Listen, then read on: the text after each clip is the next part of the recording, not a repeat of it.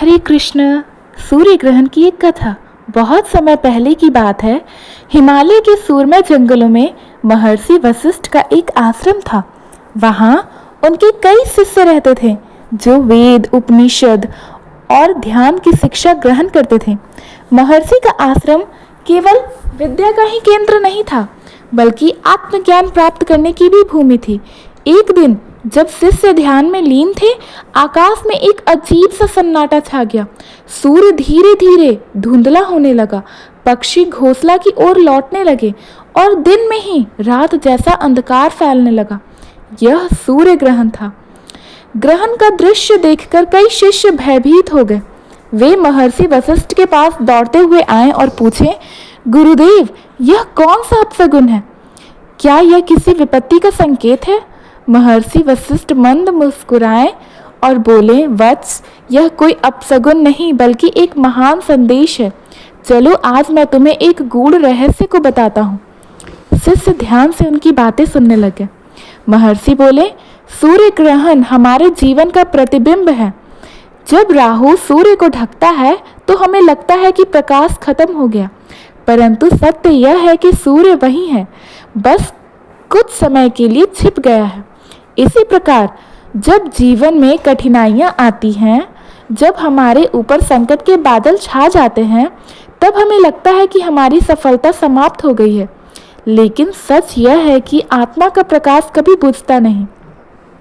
एक शिष्य ने पूछा, गुरुदेव, लेकिन इस ग्रहण से मुक्ति कैसे पाएं? महर्षि बोले, वत्स, ग्रहण की तरह जीवन में भी हर अंधकार क्षणिक होता है। सूर्य ग्रहण स्वयं ही समाप्त हो जाता है और सूर्य पुनः चमक उठता है। इसी तरह यदि हम धैर्य और आत्मविश्वास बनाए रखें तो जीवन के सभी ग्रहण स्वतः समाप्त हो जाते हैं। महर्षि ने आगे कहा, ग्रहण हमें यह भी सिखाता है कि जब जीवन में अंधकार आए तो हमें ध्यान, प्रार्थना और आत्मचिंतन करना चाहिए। जैसे ग्रहण के समय लोग मंत्र जाप और स्नान कर आत्मशुद्धि करते हैं, वैसे ही जब जीवन में कोई कठिन समय आए तो हमें धैर्य पूर्वक अपने भीतर झांकना चाहिए और आत्मा के प्रकाश को जागृत करना चाहिए। शिष्य अब निडर हो गए।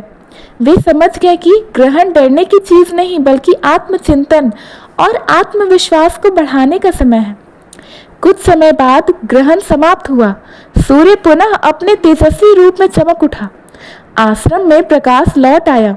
महर्षि बोले, देखो, जैसे ही समय बीता अंधकार हट गया और प्रकाश लौट आया। यह सृष्टि का नियम है।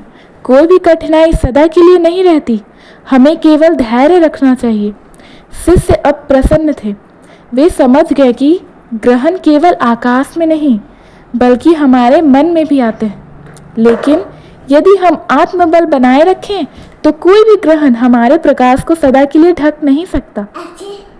सूर्य ग्रहण सिखाता है कि हर कठिनाई अस्थायी होती है। अंधकार के समय हमें धैर्य, आत्मविश्वास और ध्यान का सहारा लेना चाहिए। हर समस्या का अंत होता है, बस हमें सही मार्ग पर चलते रहना चाहिए।